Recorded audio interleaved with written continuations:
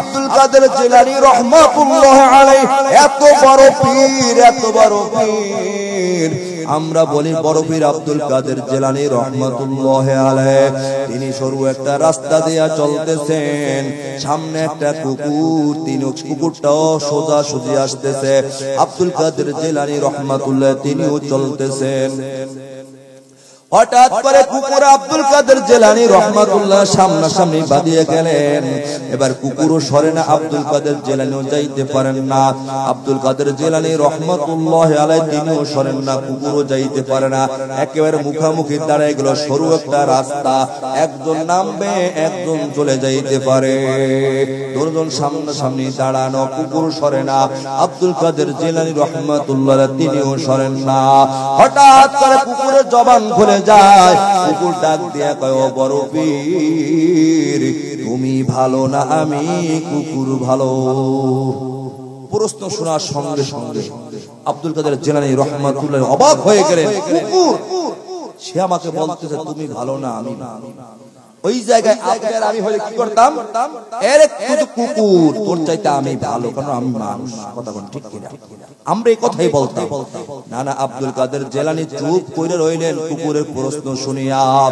নিজেকে ভালো বলে না, কুকুরকে খারাপ কয় না। কুকুরকে ভালো বলে না, নিজেকে খারাপ বলে না। কেন কেন? আব্দুল কাদের জিলানী রহমাতুল্লাহ আলাইহি চিন্তা করতেছেন, যদি বলি কুকুর তুই খারাপ আমি ভালো, কারণ আমি মানুষ, আশরাফুল মাখলুকাত, বিশ্ব নবীর উম্মত, আমার মধ্যে অহংকার এসে যায়। আর যার মধ্যে যারা পরিমাণ অহংকার আছে, মালিকের জান্নাত তো দূরের কথা ঘেরানো পাইবে না। এজন্য আব্দুল কাদের জিলানী রহমাতুল্লাহ নিজেকে ভালো বলতে পারে না, আবার নিজেকে খারাপও বলতে পারে না। কেন কেন? আল্লাহ পাক কোরআনের মধ্যে বলেন, ওয়ালাকাদ কাররামনা বনি আদম, আমি আল্লাহ বনি আদমকে সবচাইতে সুন্দর করে উত্তম করে বানাইলাম। আব্দুল কাদের জিলানী রহমাতুল্লাহ নিজেকে ভালো বলতে পারে না, খারাপও বলতে পারে না। কুকুরকে ভালো বলতে পারে না, কুকুরকে খারাপও বলতে পারে না। নিজেকে ভালো বললে ভিতরে অহংকার এসে যায়, নিজেকে খারাপ বললে কোরআনের উল্টা চইলা যায়। এজন্য তিনি দাঁড়ায় রইলেন, কি জবাব দেবেন কুকুরের প্রশ্নের?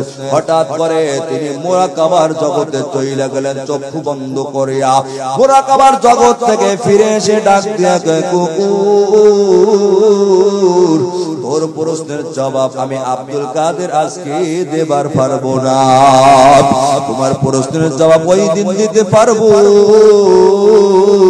যেদিন আমি আব্দুল কাদের দুনিয়া থেকে বিদায় হয়ে যাব। আমাকে সাদা কাপড়ের প্যাকেট বানাইয়া জানাজা পড়াইয়া অন্ধকার কবরে যখন দাফন করবে, অন্ধকার কবরে দুইজন ফেরেশতা এসে যখন ডাক দিয়া বলবে, আব্দুল কাদের রবের পরিচয় দাও, ধর্মের পরিচয় দাও, পয়গম্বরের পরিচয় দাও। ওই দিন আমি আব্দুল কাদের যদি ফেরেশতার প্রশ্নের জবাব সঠিক সঠিক দিবার পারি, আমার কবরটা জান্নাতের বাগান হয়ে যাবে। ওই দিন আমি বলতে পারবো, কুকুর তোর চাইতে আমি আব্দুল কাদের অনেক ভালো, কারণ তোর জান্নাত নাই, তোর জাহান্নাম নাই।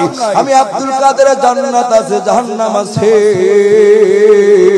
আল্লাহ আমাকে ক্ষমা করে দিয়েছেন, তোর চাইতে আমি কুকুর অনেক ভালো। আর কবরে যদি আল্লাহ আমাকে ক্ষমা না করেন, ফেরেশতার প্রশ্নের জবাব দিতে যদি আমি আব্দুল কাদের না পারি, আমার কবরটা জাহান্নামের একটা গর্ত হয়ে যাবে, আমার কবরটা সাপ বিচ্ছুতে ভরে যাবে, ভরে যাবে। 90 থেকে 99টা বিষাক্ত জগৎ জাহান্নামের আগুনের একটা গর্ত, জাহান্নামের সঙ্গে লাল হয়ে যাবে, জাহান্নামের গরম গরম আগুনের ধোঁয়া আসবার থাকবে, আসতে থাকবে। এরে কুকুর ওই দিন বলতে পারবো, আমি আব্দুল কাদের চাইতে তুই অনেক ভালো, কারণ তোর জান্নাত নাই, তোর জাহান্নাম নাই। আমি আব্দুল কাদেরের জান্নাত আছে, জাহান্নাম আছে। এত বড় বুজুর্গ আব্দুল কাদের জিলানী আমাদের বড় পীর, এত বড় আল্লাহর কুতুব হওয়ার পরেও নিজেকে কুকুরের চাইতে ভালো বলার সাহস পায় না। কার ভয়ের কারণে জোরে বলেন?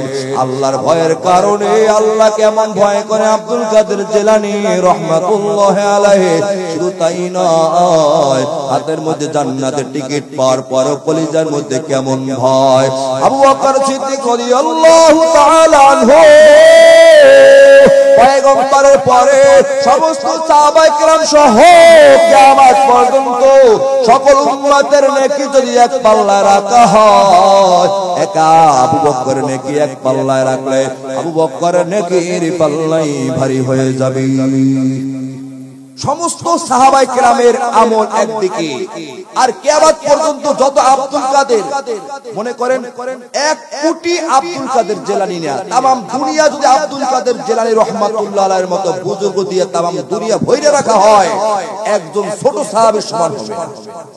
এখন মনে করেন সাহাবীর মর্যাদা কত বড়। এইরকম সমস্ত সাহাবীর নেকি এক পাল্লায়, কিয়ামত পর্যন্ত যত উম্মত আসবে সকলের নেকি এক পাল্লায়।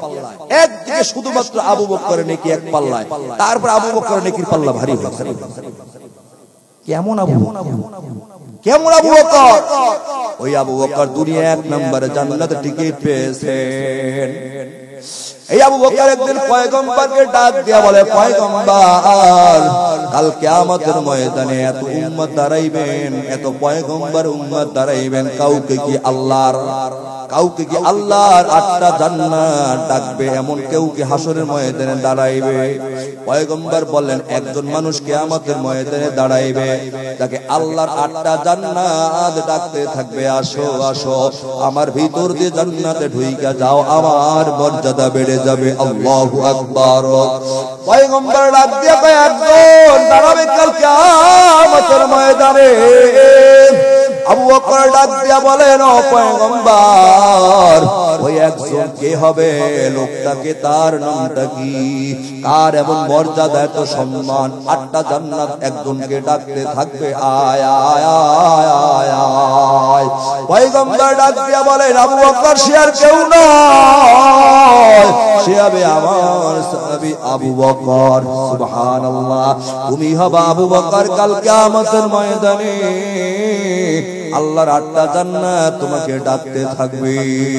এই আবু বকরের এত মর্যাদা, এত মর্যাদা। আবু বকর যখন মরুভূমি দিয়া চলতেন, একটা ভেড়া একটা বকরিকে দেখা ডাক দিয়া বলতেন, এরে ভেড়া, এরে বকরি রে, আল্লাহ আমি আবু বকরকে মানুষ না বানাইয়া ভেড়া বকরি যদি বানাইতো, মানুষ জবাই কইরা খেয়ে ফেলতো, কাল কিয়ামতের ময়দানে আল্লাহর আদালতে দাঁড়ানো লাগতো না। আমি আবু বকরকে আল্লাহ মানুষ বানাইলো, কোন সামানা জোগাড় করতে পারি নাই, কোন আমল নাই, এই নিয়ে কাল কিয়ামতের ময়দানে মালিকের দরবারে দাঁড়াইবো। নাই নাই, আমার কোন সামানা নাই, এই নিয়ে দাঁড়াইবো। আল্লাহ কেন মানুষ কইরা আমি আবু বকরকে বানাইলেন? গরু ছাগল বানাইলে সবাই দিয়া খেয়ে ফেলতো, হিসাব দেওয়া লাগতো না। গাছের লতা ধরে, পাতা ধরে ধরে আবু বকর বলতেন, হেরে গাছের লতা পাতা, আমাকে আল্লাহ যদি মানুষ না বানাইয়া লতা পাতা বানাইতেন, মানুষ মার খেয়ে ফেলতো, গরু ছাগলে খেয়ে শেষ করে ফেলতো, আল্লাহর আদালতে দাঁড়ানো লাগতো না। যেই সাহাবীর হাতে জান্নাতের টিকিট, তারপর কলিজার মধ্যে মালিকের এমন ভয়, জাহান্নামের আগুনের ভয়, অন্ধকার কবরের ভয়। 2 নম্বর জান্নাতের টিকিট পেয়েছে ওমর রাদিয়াল্লাহু তাআলা। একই হালাত, ওমর আল্লাহর ভয় এরকম ভাবে কান্নাকাটি করতেন। ওমর কেঁদে কেঁদে কেঁদে কেঁদে চোখের পানি ওমর এমন ভাবে ফেলাইতেন, ফেলাইতে ফেলাইতে গালের উপরে কালো নালির মতো দাগ হয়ে গেল। সাহাবায়ে কেরাম ডাক দিয়ে কয়, ও খলিফাতুল মুসলিমিন, একটু মেডিসিন ব্যবহার করেন, মলম লাগান, আপনার গাল ভালো দেখা যায় না, কালো দাগ হয়ে গিয়েছে। ওমর ডাক দিয়া কয়, হে পয়গম্বরের সাহাবীরা শোনো, আমি মেডিসিন লাগাইতে পারি না, মলম লাগাইব না, কারণ কাল কিয়ামত কিয়ামতের ময়দানে আল্লাহ যদি ডাক দিয়ে কয় ওমর নামাজ পড়েছো পছন্দ হয় না, জিকির করেছো পছন্দ হয় নাই, গোলামি করেছো পছন্দ হয় নাই, জান্নাতে টিকিট দিয়েছিলাম টিকিটটা ফেরত দিয়া দে। এ পয়গম্বর সাহাবীরা ওই দিন আল্লাহ যদি কয় না না তোমার কোনো ইবাদত আমি আল্লাহর দরবারে পছন্দ হয় নাই, তখন আমি আল্লাহর দরবারে ডাক দিয়া বলবো আল্লাহ আমার যদিও গোলামি তোমার দরবারে কবুল হয় নাই, তাকাইয়া দেখো কুদরতি নজর দিয়া তাকাইয়া দেখো, তোমার ভয়ে কাঁদতে কাঁদতে তোমার জাহান্নামের ভয়ে কেঁদে কেঁদে আল্লাহ তোমার ভয়ে কেঁদে কেঁদে চোখের পানি ফেলায়া ফেলায়া কালো নালির মতো দাগ ফেলাই দিয়েছে গালের উপরে, তাকাইয়ে দেখো আল্লাহ গো এই দাগের খাতিরে আজকে মহাদিনের মহাবিপদের দিন তুমি আমাকে মাফ করিয়া দাও। সুবহানাল্লাহ। এই ওমর জান্নাতের টিকিট পাওয়ার পর কলিজার মধ্যে এত ভয় এত ভয় এত ভয় যে ওমর ইবলিস শয়তান পর্যন্ত ভয় পায়। যে ওমরের কথায় নীল দরিয়ায় পানি জারি হয়ে গেল, নীল দরিয়ার পানি শুকাইয়া যাইতো শুকাইয়া যাইতো,